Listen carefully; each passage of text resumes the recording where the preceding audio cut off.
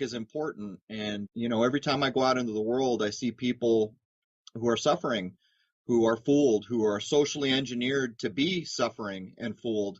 And so that really became a focus of mine, to begin to try to communicate at a level-headed, low level that allows people to at least consider what we call reality. Mm-hmm. Yeah, man, I've been hearing so many great guests come up on your show and so many new ideas. And I have to say, you have some great titles too. One of your episodes is titled, "Hello, 911 operator. I'd like to report a mind rape." And if that doesn't get people's attention, I don't know what will. Well, maybe a truer title was never written, because pretty much, 9/11's a funny thing, because it happened and maybe not a lot of people became aware that it was basically an inside job, to say the least, but it triggered something in the Western world's mind. And by the time we got to Sandy Hook, so many people had stepped away and said, hey, man, something's not right here. And so when I did that episode, I tried to go at it from the point of view of the people who did it, and specifically from people like Crowley, and basically broke the whole thing down as a ritual, as a magic kind of Luciferian ritual. So that was an interesting episode. Mm-hmm. Yeah, man, the stagecraft is strong.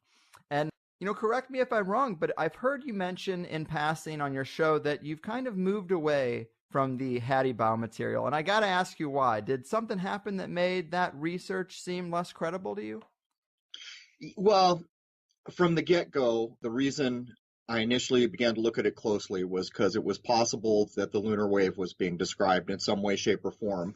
After a number of Russian speakers had gone at the text and translated it, we had a majority who felt that he was in fact describing the lunar wave, but we did have maybe 3 or 4 who dissented from that opinion. Having said this, you get into spiders and UFOs and all these things that I don't buy into, frankly. I spent 4 years of my life filming nonstop with some very good telescopic tools, very good cameras, and I have never seen anything in this world that lets me know that there is any reality to the alien argument. And to top it off, as I began to break out social engineering on my show, I did a lot of research into Tavistock, which I'd never really paid attention to. And they flat out claim responsibility for the alien agenda in their social engineering program, things like Roswell, of course, done on the 33rd parallel. So my problem with Hattie-Bob is I think it's so critically important that people try to get to a more real way of thinking about where we are. And Hattie-Bob was not the guy to do that. But what was worse is we couldn't prove he was a real man. That's finally where I cut the tether. We tried pretty hard to prove that he was actually a living human being, and we couldn't do it. Wow, man. I hate to hear that. I really liked the exploration of that material. Those were good times. And it was interesting that you did film some heightened activity for UFOs in the areas where Hattie-Bob said the crafts that kind of construct our world and act as its maintenance crew are warehoused. So, I don't know. I guess I'd ask you, what are UFOs? If you've dismissed this material and it's not aliens, what are these strange things that we're seeing in the sky that you've filmed several times before? Yeah, I think it's all human tech. I think the level at which human tech has gone would be akin to magic for most people. And I think it was Arthur C. Clarke who said that very thing in one of his maxims, that any technology sufficiently advanced would appear to be magical to an average person. I think that's what we're looking at. I filmed the shooting orb. If you're ever going to shoot anything with a camera, and I was looking at that with my naked eyes, which was an unusual thing when we were filming the orbs around chemtrails. Typically, we found them in the footage later, but I knew I was filming these things. And when you begin to go back on that, you're looking at basically a ball of light that fired some bizarre looking plasma beam kind of thing twice into the chemtrail. I have it on HD footage.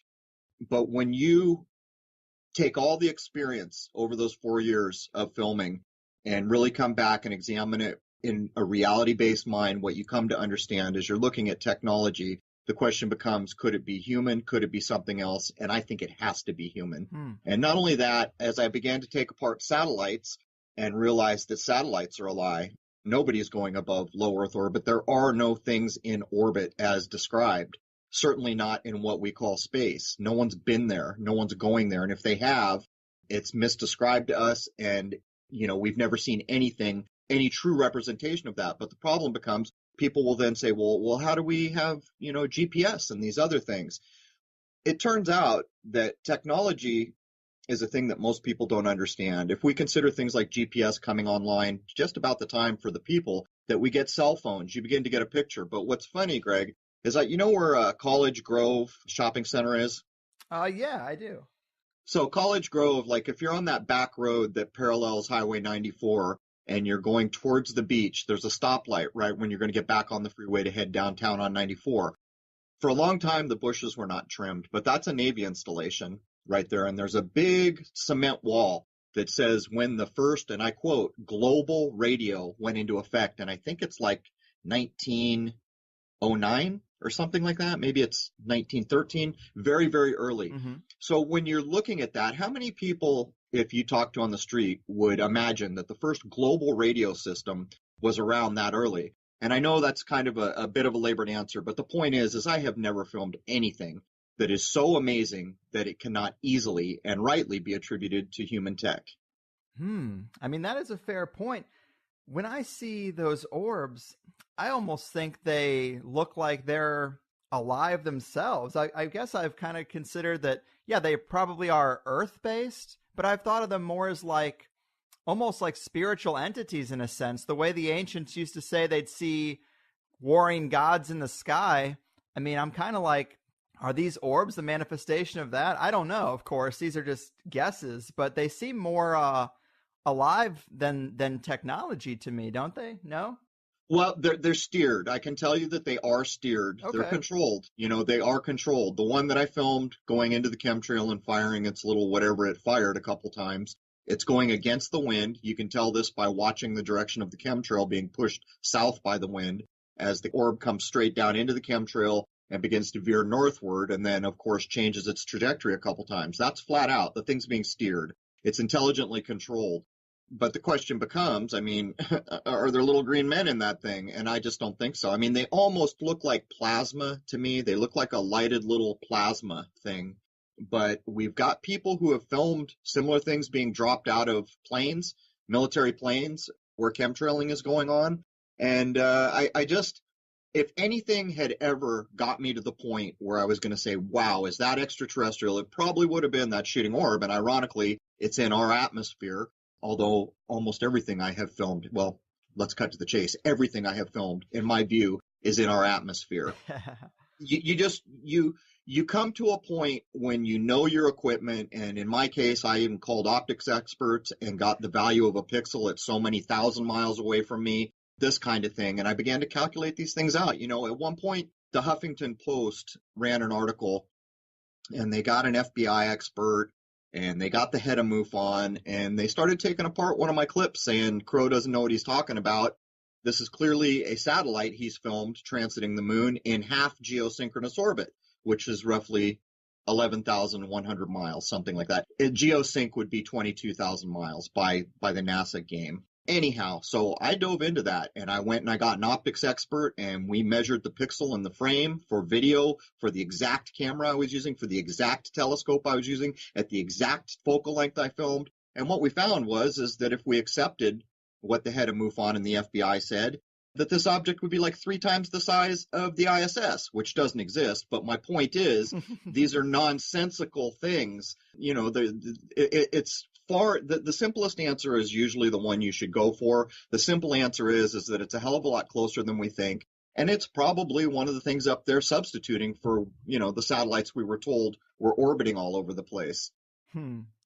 Provocative. Man, you're dropping little breadcrumbs to all kinds of things I want to get into. But the last Hattie Bob related thing I wanted to ask you about before we close the door on that is just that, I loved those days so much that I made a T-shirt based on the conversations we used to have about the warring factions of the elite, the spiders versus the owls, the Bohemian Grove weaving spiders, come not here sign. Right. Have you given any further thought to the symbolism of owls or spiders amongst the elite since we last talked?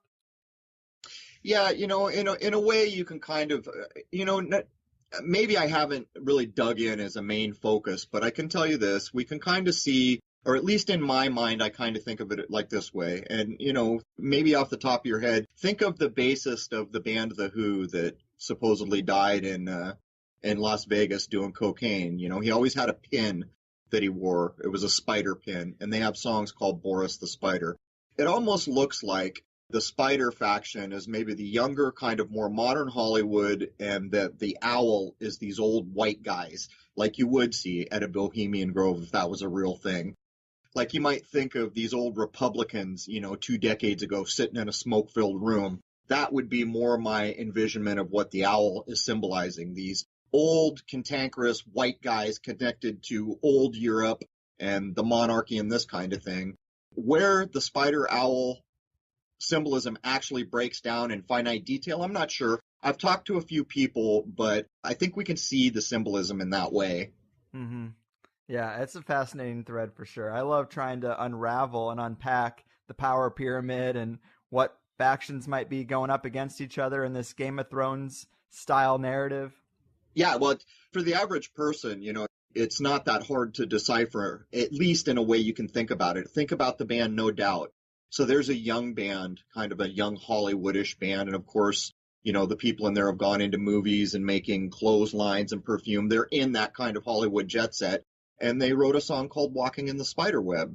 And these things are not random events. See, this is the problem. Most people don't take language at its value. And when things are said, they don't understand that a lot of times you're being verbatim told something. Mm-hmm. Right. And there's also bands and artists in Hollywood and in music that are using that owl. Drake, one of the most popular guys out today. I mean, his clothing brand is basically just the Bohemian Grove owl straight up. I mean, right. It's right there. We got Rockefeller Records with Jay-Z. I mean, there you go. There you go. You're drawing the line where I would have, you know, those are the old white guy kind of thing. But I even saw a movie, I don't remember the name of it. The kid from that 70s show who played Eric Foreman showed up in a movie wearing a shirt saying owls are assholes with a big owl, you know. And Topher Grace. Yeah, but you know, just to make the point, you can tell it's a thing to somebody somewhere, and that there's clean divisions, you know, there's different groups, clearly. Yeah. Oh, for sure. So to the big stuff, man. I mean, anything new on the lunar wave front? Any new captures or ideas about what the moon might really be or be for? You know, that was another kind of thing why I paid attention to Hattie Bob for as long as I did, because it wasn't just the lunar wave, but some of the things he was saying about control systems and constructs resonated with things I had arrived at independent of all that. Yeah, people have filmed waves. I've kind of backed away from it. Not, that's the wrong way to say this. I've kind of tried to remove myself as the epicenter, because if the lunar wave has value, then people need to be able to replicate it completely independent of me, and the research or whatever people think about it needs to develop completely independent of me, because it got to a point where I was like the guy. Mm-hmm. Someone filmed a wave and, you know, here it comes. Crow, please authenticate my footage. Crow, please tell me what's going on here. Tell me everything I want to know. And that's really not a good way to make a thing real, is to put one guy at the center of things. So having said that, when I get back to filming, I'll be all over that as much as I have. But to tip my hat a little bit for those who want to get involved in things, I think the sun is where it's at right now. I think the sun has the ability to change everything we know. I think that chemtrails at sunrise and sunset, for years now, I've been saying this, are covered on purpose. And I have recently been getting some very interesting footage of sunsets where we're seeing more than one object in the sky, bright object in the sky. Not that I'm saying there's two suns. I'm not saying that. What I am saying is that the first person who can find a place where chemtrails aren't killing them, that has decent equipment and focuses on these times, is really probably going to hit a pinnacle right up there in lunar wave territory. Wow, man. Yeah, you did tell me that lately you've been setting your sights on the sun, that I believe now you think it might be much closer than the 93 million miles away that they tell us it is, right? Well, of course, and any person can reasonably look at this. Let's consider a solar eclipse. When a solar eclipse happens, we're told what's happening is the moon is going in between the Earth and the sun and blocking out the sun. Well, it doesn't take a genius to understand that for some reason that moon perfectly blocks the sun. Like a cookie cutter said, okay, we need a blocking object to completely cover the sun perfectly, and that's the size the moon is. And so we're told, well, the story we're given is nonsensical. Oh, well, it's 400 times smaller and it's exactly 400 times closer. And all this nonsense where even a person who knows anything about statistics would understand that random events are not going to cause this. And if they did, it would be one in millions of billions for this kind of thing to go on. But here's the rub. I filmed every eclipse I could before San Diego, both lunar and solar. The last solar eclipse, it had dawned on me. When the moon is supposedly coming into position to block the sun from our point of view, I had a full spectrum camera, and I reasoned that if I used light obliteration techniques, my full spectrum camera, all this bag of tricks I had accumulated, that I should be able to detect the moon before it breaks the limb of the sun. And I couldn't do it. You can't see it. And it makes no sense, because here you're told there's a rock in orbit called the moon, and it's being backlit by a star, by NASA's description, right. A sun, which I don't accept, but that's what we're being told is going on. So if this rock is so well backlit, how come I cannot detect it, even with a full spectrum camera, before it breaks the limb of the sun? And to put a fine point on that, when I was filming the lunar eclipses, with a typical camera, as the eclipse gets underway, part of the moon becomes blacked out in shadow, and you can't see it. Well, with my full spectrum rig, I could see every portion of the moon at will, even the blacked out portion. All I had to do was adjust my settings, and I could see. And what I began to find was, here's an example. There's a little crater on the moon that people are told is a naked eye object. It's called Aristarchus. It looks white to the eye. When the moon's near full, you can see with your naked eye, if you have good eyes, the Aristarchus crater that's 40 miles in diameter roughly. Well, when the eclipse was happening and only a sliver of the moon was still lit, I put my full spec camera on it, lit up the whole moon so I could see the whole thing, and there was that little white dot. And I said to myself, how in the hell can it be that that is completely blacked out portion of the moon, and when I put the full spectrum camera on it, I can see white? That shouldn't be. And then I further reasoned when I was in the solar eclipse, and I said, you should be able to detect the moon coming into an eclipse, and I couldn't do it. It begins to put the fine detail into the argument that we live in a construct that you need. In my view, the moon is not a rock in space. It's nowhere near 240,000 miles away from us. And as a matter of fact, I have a thought experiment posted on my channel that proves this. The sun, same thing. It's right here. It's not that far away from us. But for the moon, I took Google Earth and I put a 40-mile crater on Earth in Google Earth to fake like it was Aristarchus, and I made it white. I went up the 40,000 miles that Google Earth allows to see if I could detect this naked eye crater that we can see on the moon when it's near full. And you can't see it, and yet the moon would be 5 or 6 times further away. And even though, yes, we're looking at Google Earth, and yes, this is a computer demonstration, my point would be you can't detect it at all. As a matter of fact, you have to come to about 50% back the distance to begin to detect it. So it demonstrates that if you asked an average person who isn't fooled by all the NASA nonsense, just to use common sense, if you said, hey man, do you think you could see a 40-mile white circle at 250,000 miles away? The average person would probably tell you no. But anyhow, sorry for rambling. No, man, I love it. This is the sweet spot for us, for sure.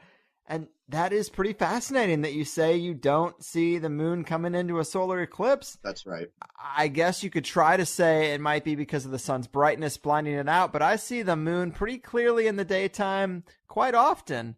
It's an odd thing, but this does call into question the entire sun, moon, earth paradigm here.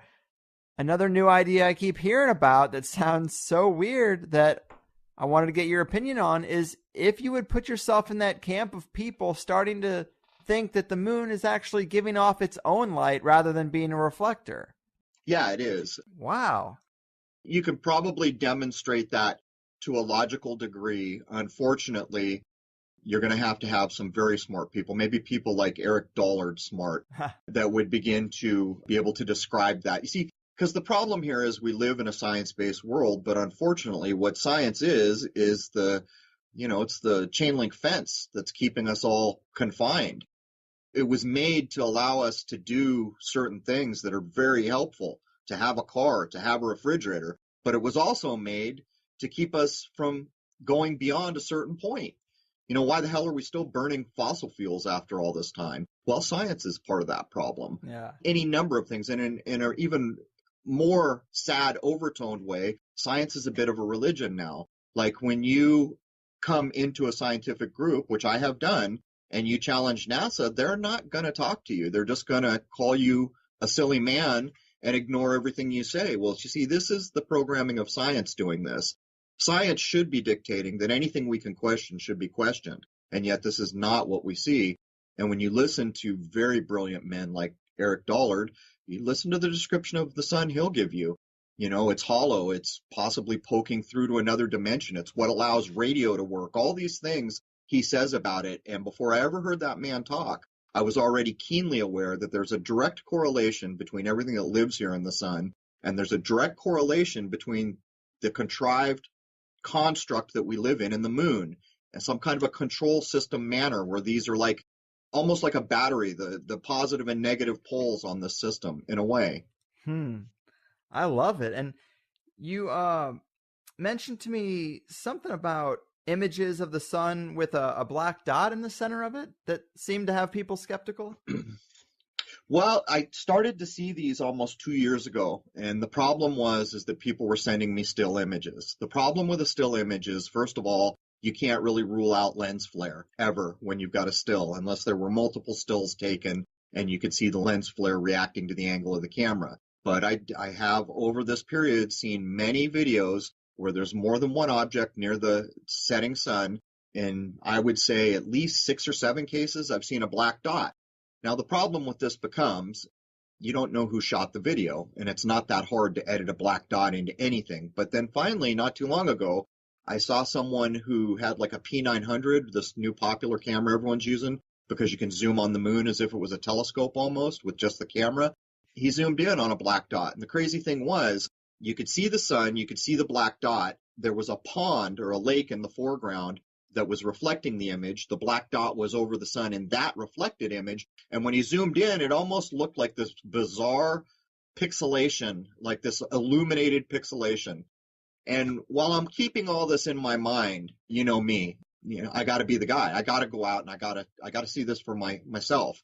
We live in an age where anything can be made a video, and I know for a fact that the sun is going to be key in breaking the construct. I'm very sure that the chemtrailing at these times of days that blocks the sun is for this reason, or probably also to stop people from sun gazing, because there's true value in that as well. But my point would be, there will come a time in spring when my camera and my kick-ass tools and other people I know with even better tools than I have are going to go at this.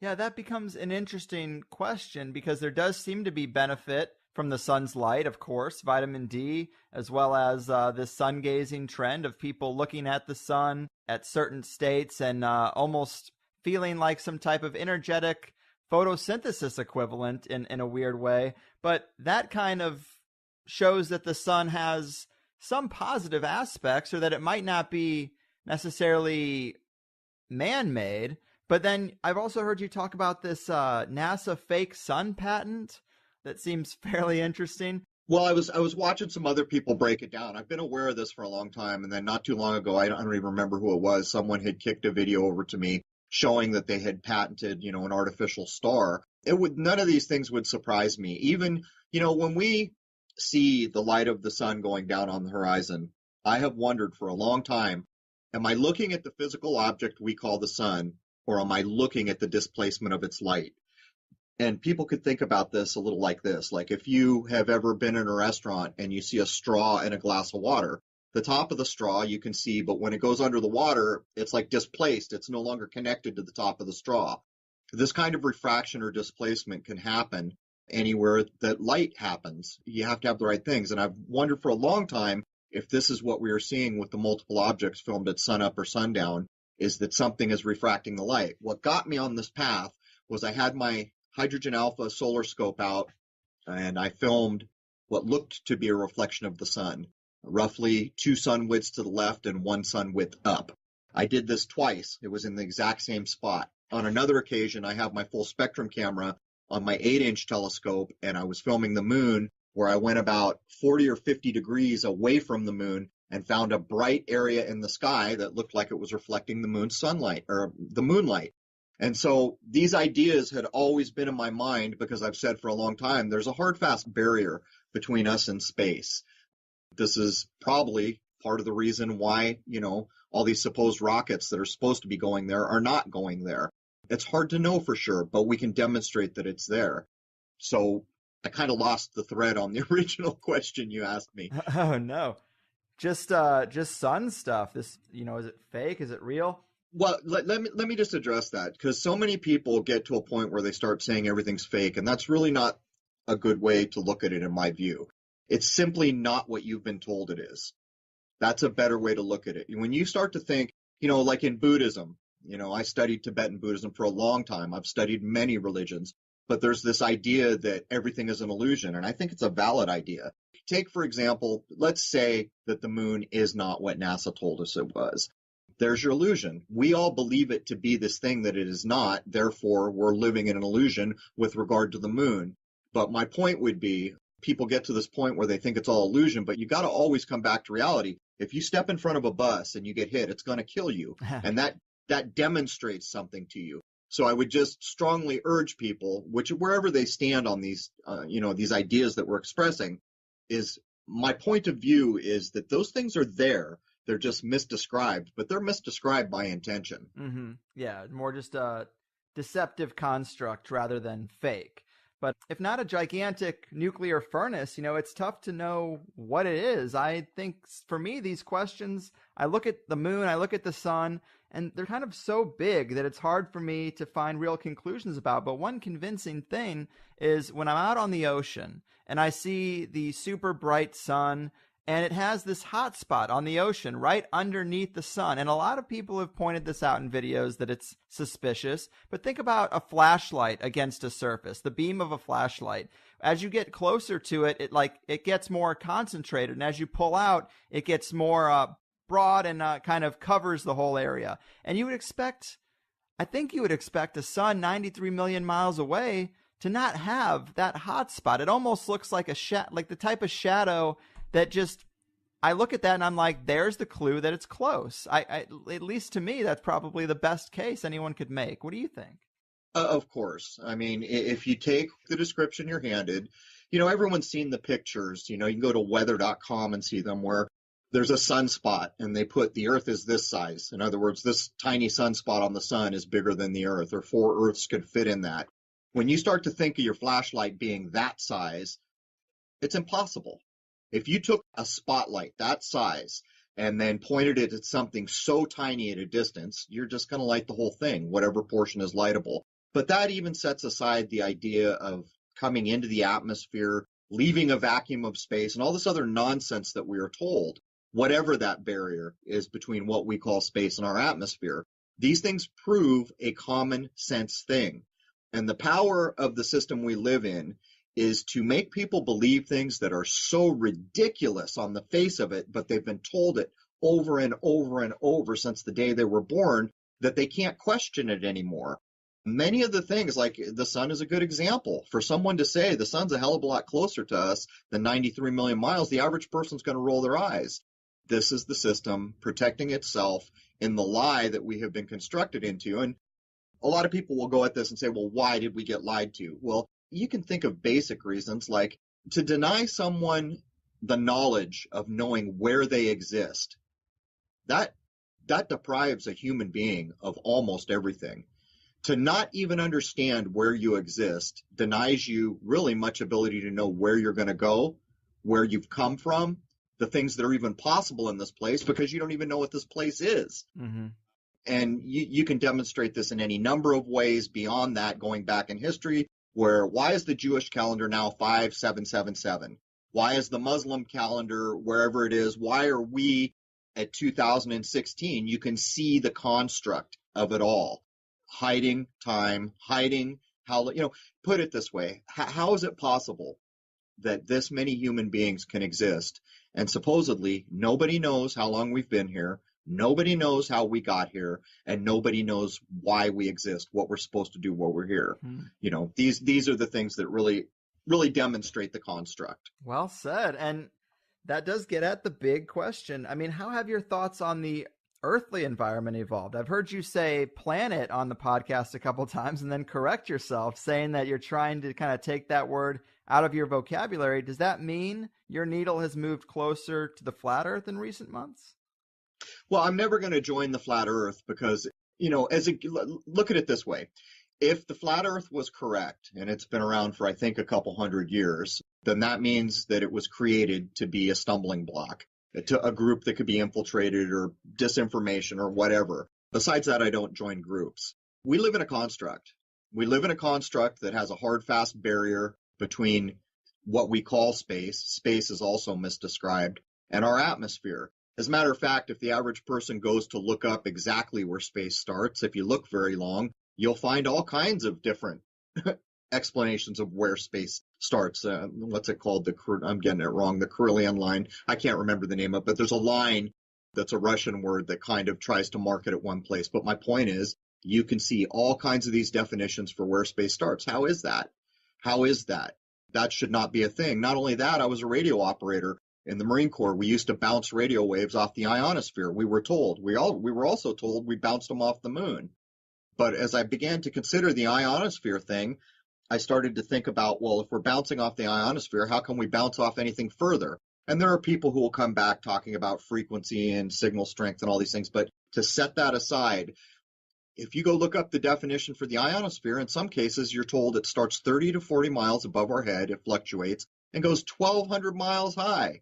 1,200 miles, where the average distance that space, if we averaged all the things we're told about where space starts, it's, 60 miles to 100 miles, something like that. So what they're saying is the ionosphere is charged particles. So they're telling you that the ionosphere, which is charged particles, goes 1,200 miles, which puts it in space. Space is supposed to be a vacuum, and yet the ionosphere is charged particles.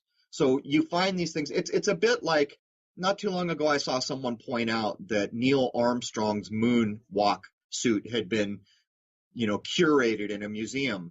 And they took a picture of the foot, and then they went and looked at the very famous, his first footprint on the moon, and they don't match. Right, the tread's totally different. Of course, these are the things that just scream, well, let's take this a different way. If a thing is false, there is no human being in this world that can make it true. They can convince you it's true, bringing you into a fantasy-based reality, which is where most of us exist. But the point is, a false thing will always be false.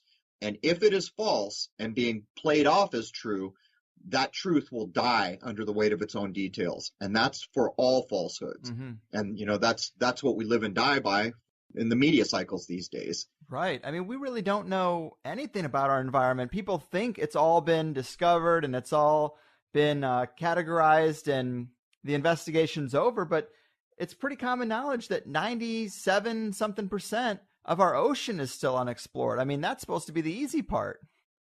Well, think of Antarctica. Oh my God. It's guarded by 57 nations. There are accounts that you can't take with anything more than a grain of salt because he was an admiral, so clearly in the Liars Club. He claimed he found land beyond wherever he went that was bigger than the United States. How many people know that about supposed Antarctica? But, if in fact what I am saying is correct, that this world is misdescribed, then you probably don't even know how many land masses or continents are here. Because the one thing that is of the utmost value to the people who rule this joint is owning land. That's it. There are canonical bulls in force today that make the claim that the Vatican owns everything. As a matter of fact, if you remember that old book by Clavel, Shogun, and there's a point where the Protestant preacher is trying to tell the Shogun that these Catholics are bad news and you don't even understand why. There's this king of the Catholics called the Pope, and he made this law called a canon that claims he owns everything, even if it's not discovered yet. And the Shogun looked at him and he goes, "You mean he owns Japan?" And he said, "Yes." So you can see what's going on here. It's quite possible that you have no conception of how much physical land is even in our world. Yeah, it really is a tough question. And I have heard you say on the show that you consider Antarctica to be a bit of a linchpin into truly understanding the environment, and I agree.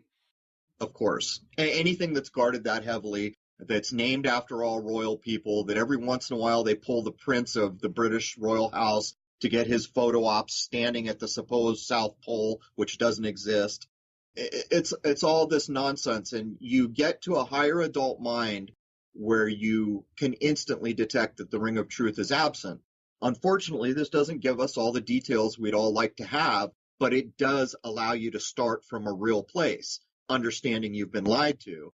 And in terms of Antarctica or any of these other, there's people producing these very old Buddhist maps now where they're showing something like 33 continents outside a ringed ice wall. What? Yeah.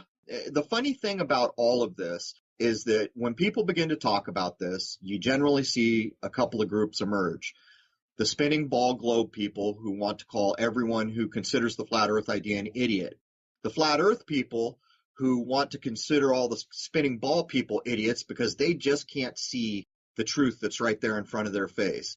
Then you're going to run into people that don't really care, and then you're going to get to some that say, I'm just not sure. Well, of all those people that I've just described, the people who say they're not sure really have something to work with, because they're not so programmed that they're going to let everything they were told in school drive what they might know, and yet they're not buying into a thing too early in the game. It's like the game I've played. For a long time, they have tried to pull me into flat Earth. They've used the lunar wave as evidence to that direction, and I don't mind it. It's great that all these people are out there trying to challenge what we've been told, but I've kind of gone my own way. We live in a construct, and we live in a plane of existence, in my view. Right. So, man, I'm fascinated with the idea of something beyond the ice walls. I mean, is that kind of, regardless of round or flat, are you convinced that Antarctica is some type of barrier and that there's something beyond it? Well, there's clearly something beyond it. Even if we were to look at what Admiral Byrd claimed, the United States is a big damn place. I've driven across it probably 40 some times in my life. He's claiming that there was more land than that in some of the accounts. You've got to realize that all these churches, all these official institutions, they've all tracked the sun and they've tracked the sky. What that is the real clock. The only true division of time in our world is the solstices and the equinoxes. And to put that in a frame of reference for people, we just had 3 bogus ritual blood sacrifices for the winter solstice. It was done in Berlin, it was done in Switzerland, and they even did a bogus fake assassination on live TV. This is a ritual for these times of the year. These times of year are critically important to the people who run this joint, and yet the rest of us have been taught, well, let me back up a step. It was less than 3 months ago that I went on space.com, because I was looking at equinoxes, as I always am, to learn that space.com said, yes, we announce the equinoxes 24 hours too late all the time. Happens this time and that time, but it's no big deal. And they start writing all these reasons why it's no big deal. Well, I'm sorry. It is a big damn deal. These are the only true divisions of time. And when you understand that our calendar is jacked up beyond recognition, is even encoded in the Vatican saints, for crying out loud. St. Andrew is the saint that represents March, the true first of the year, when all new things spring new again. New birth, new eggs in nests, new plants growing. That is the real first of the year. So St. Andrew, standing in front of this weird X cross, called a goniometer, actually. It's 2 compasses brought back to back. And those 2 compasses measure the angle of the sun coming across the equator. Now, the saint that represents January or January is St. Peter, Andrew's brother, of course. And so the 2 men who helped jack this up, we are told, if they were real men or not, I can't tell you, was Caesar, Julius, and Pope Gregory. These guys were complicit in jacking up our calendar, and this is further obscuring a human being's ability to assimilate in any natural way with their environment, get in the cyclical nature of things, and that sets aside that we don't know where we are. So on top of all this manipulation, we don't even really understand where we are in the scheme of things. Right. Yeah, the timeline is all jacked up. Our history is full of holes. And you know what? There's a modern way that, some people may be thinking, what the hell's Crow talking about? Well, consider this. Consider daylight savings time. What's it for? Why did they do it? The argument that you were told for implementing daylight savings time makes zero sense. It was so farmers could have more daylight. Well, whether or not the Indian chief that was quoted is a real person or not, there was a quote. Only a white man would cut a foot off the bottom of a blanket, sew it to the top of the blanket, and think he's changed something. Well, that's exactly what's going on here. Right. They're claiming that a farmer needed more daylight, so great, get up at 4 o'clock in the morning. There's your daylight. Yeah, it just affects the numbers on the clock. It doesn't actually create more light in a day. Well, think about this. I just told you the critical importance of equinoxes and solstices. When is the time changed? Well, it's changed at the equinoxes. Equinox is a word that means equal night, which tells you something about our spellcraft language. Why doesn't it say equal day? What it's actually communicating to us is that day and night are equal, and yet we choose to say equal night. Equinox, noct from the German or the Latin. So you see what's going on here. There's a modern day representation. And not only that, people that live in San Diego, my favorite city that I was in not too long ago, where you are, you can look straight across to your neighbor in Arizona. They don't do it. Why is it that the great city of Phoenix doesn't do daylight savings times? You see, you can see the construct in all this. Yeah. Wow, man. It's getting deep for sure. And the structure of our environment, this is kind of a new paradigm to me. It seems like it might even be able to be described as many little human farms separated by big ice walls, like dog pens in some cosmic kennel. Well, this is another reason that I've always kept arm's distance from groups like, while I appreciate what people consider themselves flat earthers, I appreciate that they're challenging things. You will certainly learn more from people just observing and challenging. But it's a little early in the game to draw a new map. I don't have a problem with people trying. That's a great thing. As a matter of fact, they're going back and grabbing other maps like Gleason map and trying to prove it out. These are the people who matter. These are the people who are not content to sit in their little animal farm and eat the slop and, play the game. Point is, it's going to take us a while before we can get to a new map, because you got to get a distance off the ground to do that. But for people listening who still have a problem with all this, I can prove to you right now that every map you've ever seen is nonsense. You grew up looking on the wall in school at what's called a Mercator projection. That's the maps we all grew up with in high school. What we were told about the Mercator projection was one of the reasons it was put in place is because it gave you nice straight navigation lines for maritime, for sea captains. Okay, well, whatever. So they got a map, that's the claim.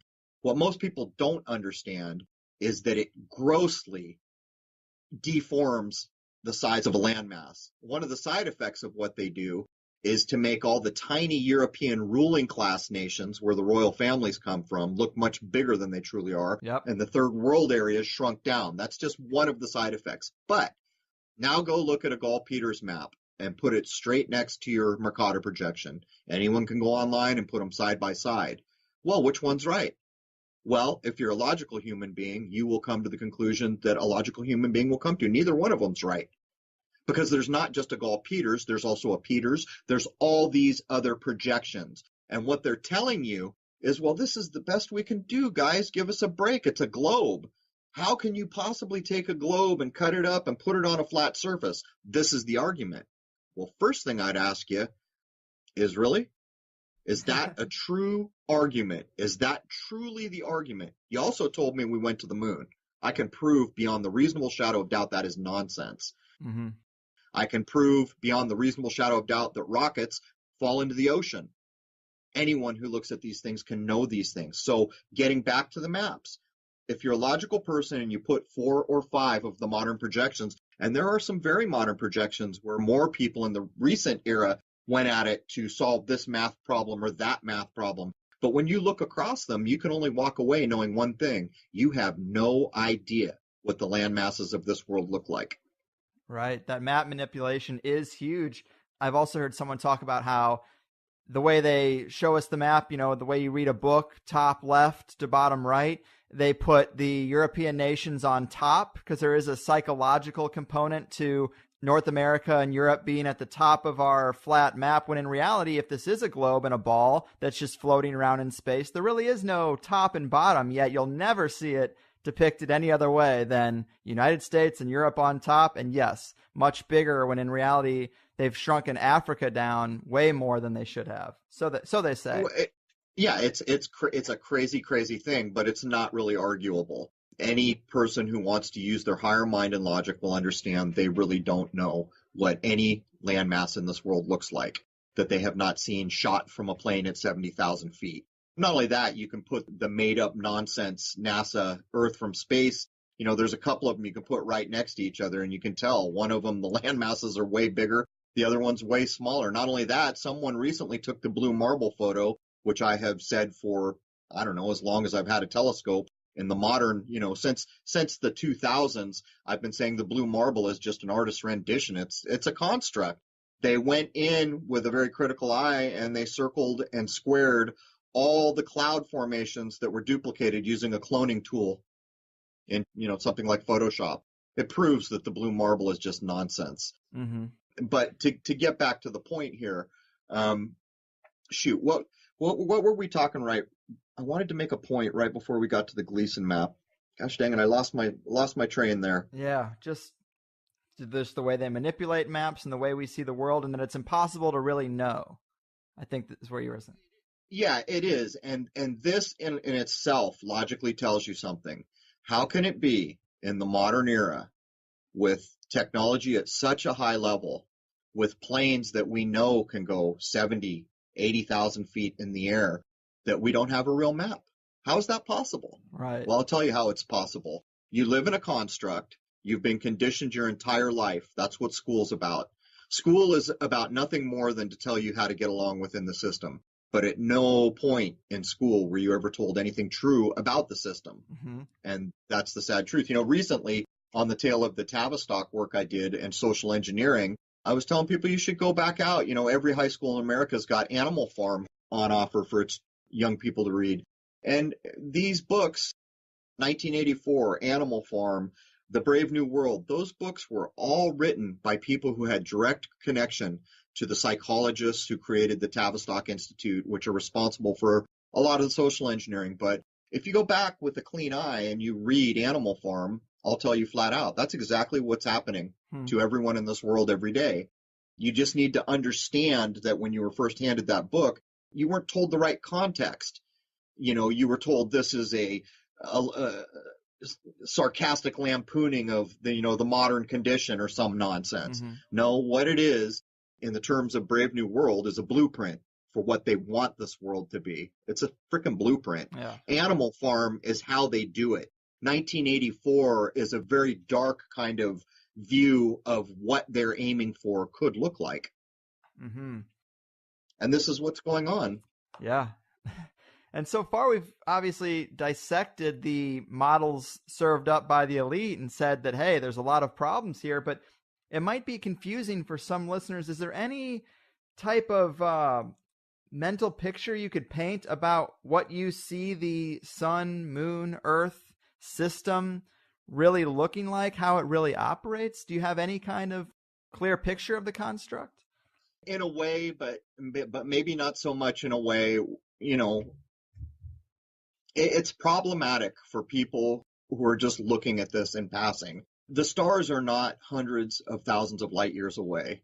That's a logical deduction that anyone can make. And I have way more evidence than that. But for the average person, if you took the brightest freaking object you could possibly possess and you had the ability to move it further and further away from yourself, you understand that before too long, you won't be able to see it even in pitch black if you get it far enough away. Everything is close. It's almost, it's reminiscent. There was do you remember not too long ago when I was still in San Diego, they were pushing this new show, this miniseries on TV, where they put people in a fake spaceship and convinced them they were out in space going to new worlds, but they were in the basement of a building, and all this outer space they were seeing was like projected around them on this big dome. Wow, no. Yeah, I forget what it's called. The picture of it shows the moon in the promo pictures as like a construct, like with girders and, like a grid around it. God, I wish I could. Was it Oblivion? I can't remember. That's awesome, though. But it's a TV show, but it's a bit like that. And we're going to get closer to being able to demonstrate these things. We get more people up within what is called the Arctic Circle, just filming the sun cross the sky in a day and seeing that the sun changes size. It goes overhead and it gets smaller and smaller and smaller all the way to the horizon. These tell you things. When I get over to spring and some of the new people that are my friends these days, we're going to go at the sun. And I'll be able to draw a better picture then. But it's a construct in that kind of way where a group of people are put in a spaceship told, oh, you're going to save the world because this place is going to be destroyed. So they're in the spaceship and everything about it to them is real. They're traveling through space. Even when they look out the windows, they see, oh, that position of that star changed. Oh, here's a nebula we're closer to after all these years we've been doing this. And they did it for years. It's that type of construct.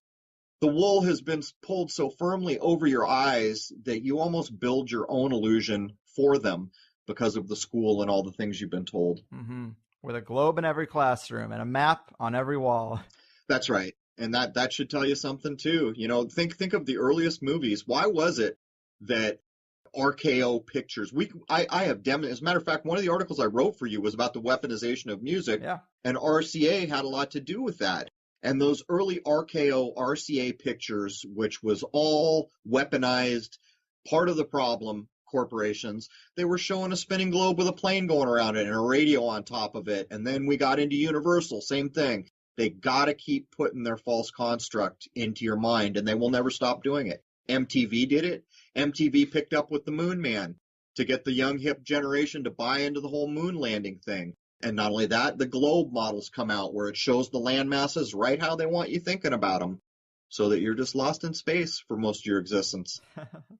Man, I love it. It's just so great to challenge these things. And of course, as you noted, we both know that it's not really the year 2016 or 2017 as we're going into the new year, this transition that's made up part of the construct.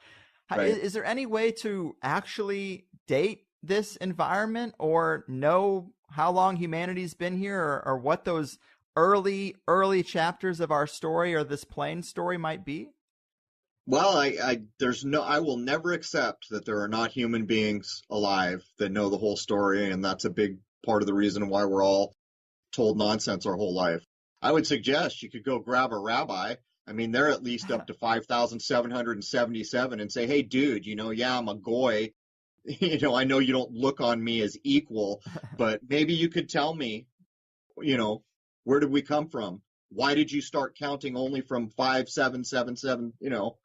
Would someone open up a jar and pour us all in here? How is it that Asian people don't look like black people, don't look like white people, don't look like redheaded people? And we know by your own rules of what evolution, that nonsense is supposed to be. We haven't been here long enough for that kind of variety to have occurred. It's all nonsense, man.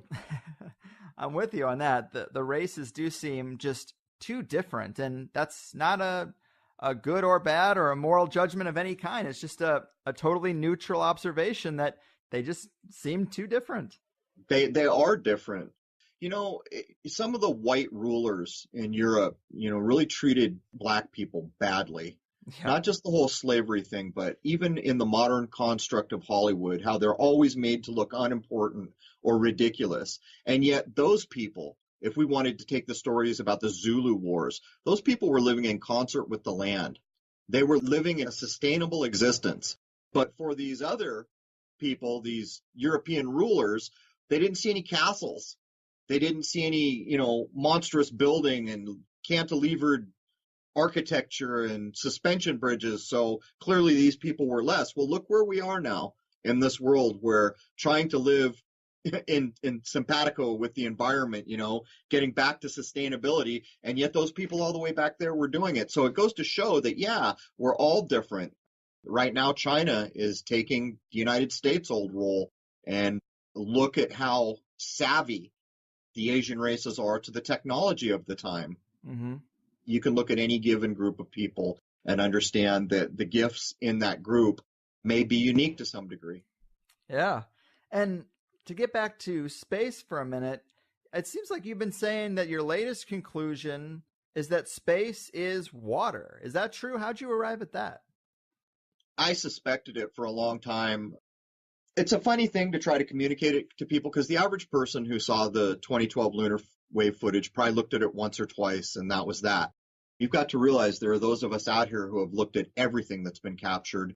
And that particular footage, I don't even know how many thousands and thousands of hours through filters on every kind of monitor we could get, everything we could possibly do to try to squeeze more information out. But in the back of my mind, it was never far from me, simply because I was raised in a Christian household and I was aware of what that religion had told me, but I had studied many other religions, and each of those religions had claimed that there was something in the sky separating the waters from the waters. And even as a child, it was funny to me because they called it the firmament. Well, firmament is not air. Even if you look up the firm, the word firm is in there, you know, and even if you begin to look at the definition, it implies something solid, but clearly religion was never going to drive, you know, enough for me to make the conclusion. So what I had been doing is working on defocusing lights in the sky, stars, bright planets, and watching them. And what I began to realize was as I was looking at the exact same pattern as if you turn on a light in a pool at night and you disturb the water, the pattern that you get, it's exactly what a defocused star looks like. But not only that, I noticed there's a current, like it'll move left to right from my point of view, and you can go to different stars and the current is the same, and then it'll change on a different night. And that really started to get me there. But then when I began to look at language is what finally did it for me. I realized that every facet of legal language in our world, for the Western world at least, is based on admiralty law, basically pirates law, maritime law, all of it. All the language is based on being maritime. Well, this translates into space language. We float in space. Everything that gets named, so many of them are ships, sailboats that used to be on the oceans, and now they're named after these ships in space. And of course, the astronauts always practice in this big pool, which they often film and try to fake like it's space. But I finally said, okay, enough is enough. If this is true, I should be able to predict that the language that I will look at next will leave me no other possibility than to announce one way or the other. And the language I chose was the JFK speech, "We are going to the moon." And of course it starts, and I had not heard it in a long time, but in my mind, I had decided that that was mass communication to everybody at a time when we're told we're going to go to space and all this other nonsense. I said the language has to be there or what I'm thinking is incorrect. Not only was the language there, it's all that's there. We set sail on this new ocean, in this ship, you know, on this new sea. It's all the way. And at that point, I couldn't ignore it anymore. The language demonstrates that it's probably some kind of liquid. Wow, man.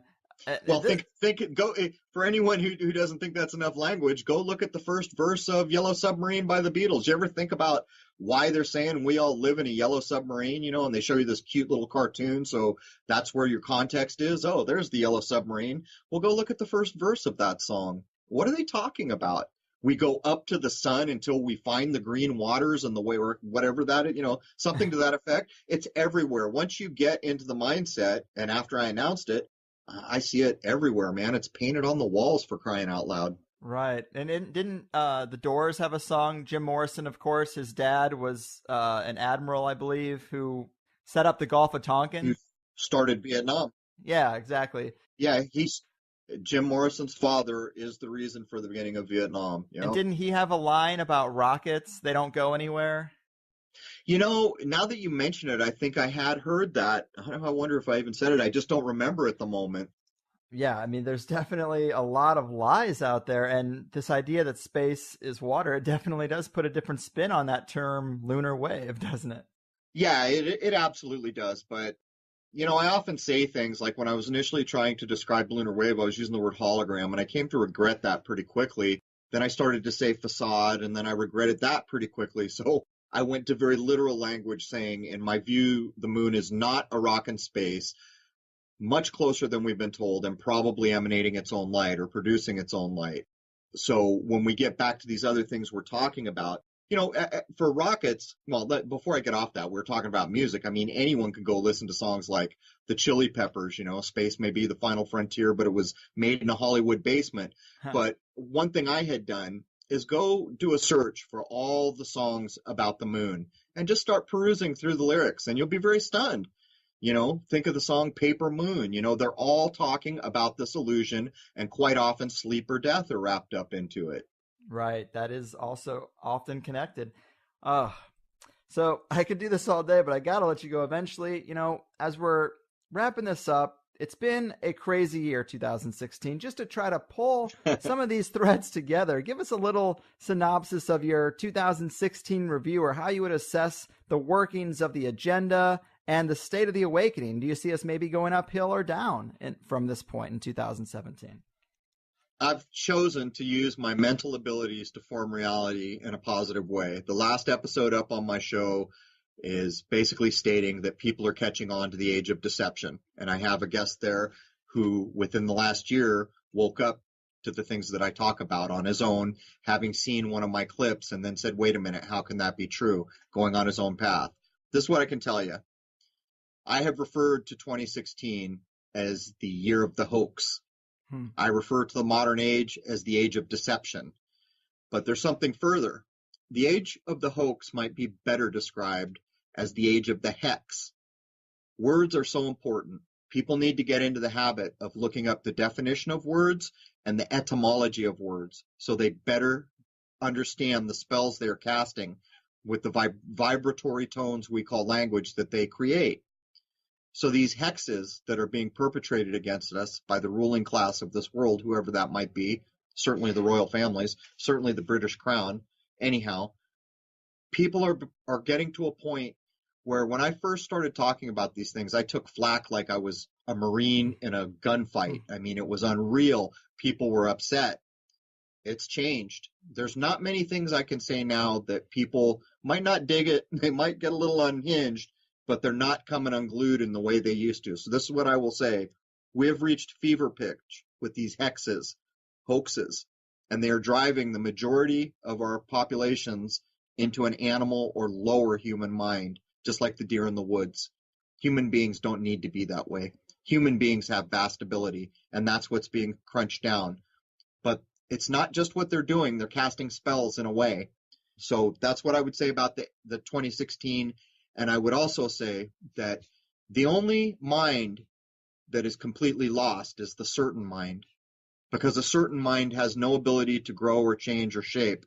So as a human being, it might be helpful if you decide that no matter what belief system or what things you hold to be accurate, that you're willing to challenge them. Because I have said for probably nearly 5 years now, belief is the enemy of knowing, and I have never said a truer thing in my life. Cheers to that. It's hard to assess anything accurately anymore. But before we go, of course, give the people your links and maybe tell them what you have planned for your podcast, or maybe some topics or areas of inquiry you plan to tackle going forward. Okay, so I am Crow 777 on YouTube as I've ever been. My podcast website is CRR Crow, so crow777radio.com. There was a bunch of counterfeit Crow sites, but apparently someone shut him down. There were almost 10 of them. He bought the top-level Crow 777 domain. The only real Crow site right now is crow777radio.com. I'm about to launch a new website, which will be a lot better, and I will have a pretty cool forum in there. I know Greg's had that for a long time, but you will find, in all the time since last March I've been running my podcast, I've only had to kick one person out. And all that time. And on YouTube, like, I've kicked, I don't even know how many people who want to act like jackasses I've had to kick out. So it's a great place to come and talk about things that maybe not everyone's willing to talk about. In terms of what I'm going to cover next, what I have tended to do is I put out 4 shows a month, but I try to let what's happening now in my lifetime drive what the shows I'm covering are about. Right on. So yeah, only time will tell. That's right. Occasionally I'll go off and do one, to show people why the moon landing, the Manson nonsense, and Woodstock were all, BS. And people are going to say, what? Well, here, I'll leave you with one. Woodstock didn't happen in the way you were told. Neither did the moon landing, and Manson was nothing more than a way to get people. See, in that period of time, the moon landing happened. Then they did the Manson hoax, which is no different than any of the false news now, but they were leveraging it to get people to quit looking at the moon because it was false, and presumably people were starting to catch on, maybe. But then, to get people's eye off Manson, they did Woodstock. Woodstock did not happen in the way you were told it was, and it all came home to me when I realized I had remembered, I was looking at the idea of spellcraft, and I remembered that Woodstock happened under a new moon. In the documentary film Woodstock, they show a half-lit moon. So I caught them lying in a documentary, passing off footage from a different time. So I went to look at it. Here's one anyone can do to go see what nonsense Woodstock is, besides the fact that 500,000 people came in those tiny roads and got out. We are told that the headlining act of Woodstock was Jimi Hendrix, greatest musician on the planet at the time. He's going to headline Woodstock. It was in his contract. Go look at the footage when Jimi Hendrix is on stage. Not only does he not really play songs, he plays a couple songs, but it's mostly just jamming on his guitar. I noticed the lack of audience sound, and when they panned out to the audience, that's when it struck me. We were told there were 500,000 people there. The biggest act in the world was on stage, and it looks like there's a couple hundred people in the audience, and the ground does not look like it was trampled on by 400,000 people in the rain. It's all crazy. So you can look at that one thing and understand that you're being told 400 million people were there, but on the last day, they all just got up and left. Well, the biggest act in the world went on, called Jimi Hendrix. And that sets aside that the initial Woodstock was set for a different town I've forgotten the name of. They moved it from that town to White Lake, I think, or something like that, Wallkill, from White Lake to Wallkill to Woodstock. But the initial tickets were published saying Woodstock, and no directions, no nothing. But if you turn over on the back of the ticket, this little event no one knew was going to grow into this thing it was. It says, if you hold this ticket, we have the right to film you and use it in any way we want. In other words, we're going to be filming. And there were at least 3 live camera crews at Woodstock. There's no reason for all this. Wow, man. Yeah, the house of cards is just falling apart. But awesome. Always a pleasure to talk to you. We certainly hit a lot of the bases today, and, I just love it. So take care of yourself out there. Keep doing what you do, and cheers. Hey, man, thanks for having me on, and I'll have to do one for you one of these days.